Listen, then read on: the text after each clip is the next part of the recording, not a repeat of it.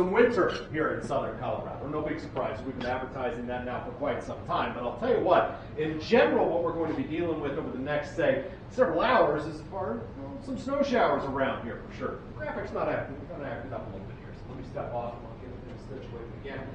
Before we can kind of start things out just a little bit to kind of give you a better idea of what's going on. And between now and about, say, 6 o'clock tomorrow morning, this is what I'm thinking in terms of, well, how it's all going to play out. Nothing terribly heavy, but when it's moving through, it will target areas up and down I-25 and right here in the Pikes Peak region with some light snow showers, at least through about, say, 6, 7 o'clock tomorrow morning. Yeah, and then it'll wind down, and we're just going to start out with some chilly temperatures. Below zero for some areas, Denver, Monument, out toward Lyman, single digits for a lot of us here in southern Colorado. And in terms of snowfall potential from right now through 6 o'clock tomorrow morning, well, an inch or less for most of us. As I said, I don't think it's going to be that heavy overnight tonight.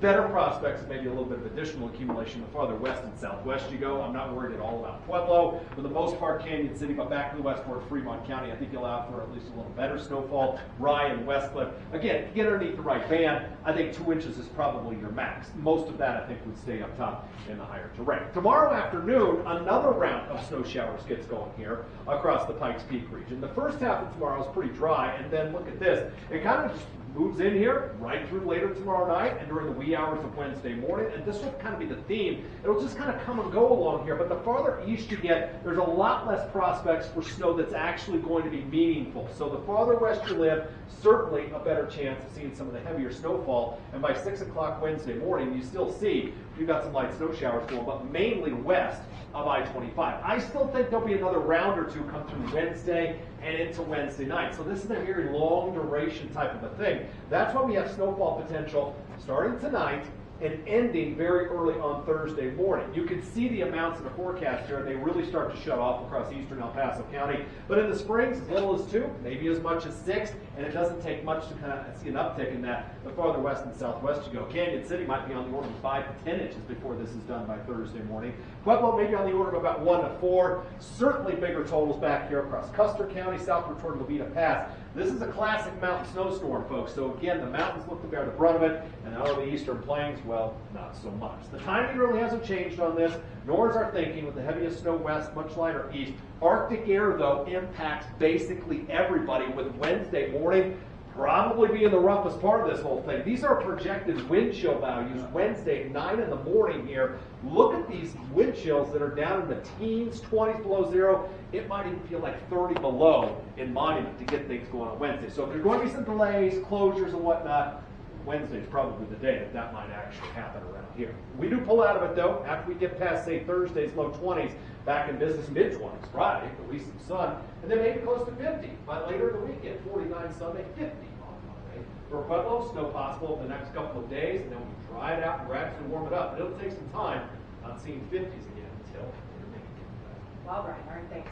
We have an update now. Colorado Airport says it'll be back open tomorrow after this. A plane went off the runway. This happened at Aspen Airport earlier today. They're doing a lot of snow up there as usual. For now, no planes are taking off or landing in Aspen. Crews did spend a large part of the day trying to move that plane out of the way.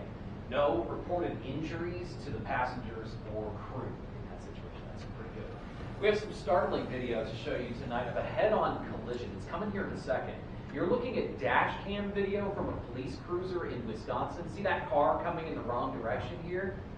Obviously on the wrong side of the road, and that's where it slams, right into the police cruiser. Police in the city of Middleton say a patrol officer and a dispatcher were both taken to the hospital. They only suffered minor injuries in this. They've been released.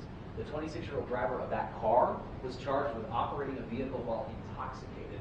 Also, it's important to note, police say this is the 5th cruiser involved in a collision involving another driver accused of drinking and driving. Queen Elizabeth is back at work after testing positive for COVID-19. Buckingham Palace made that announcement over the weekend. Officials say the Queen is having cold-like symptoms, but expects to continue light duties. She will also continue to get medical attention. Just weeks ago, the Queen became the UK's longest reigning monarch. We are coming off a big weekend for travel. TSA says they screened millions of people over the last few days. Coming up, the major holiday travel day this last weekend is being compared to. But first, AT&T is shutting down its 3G servers and will likely be the first of many companies to do so. We'll tell you what that means and how you can avoid disruptions.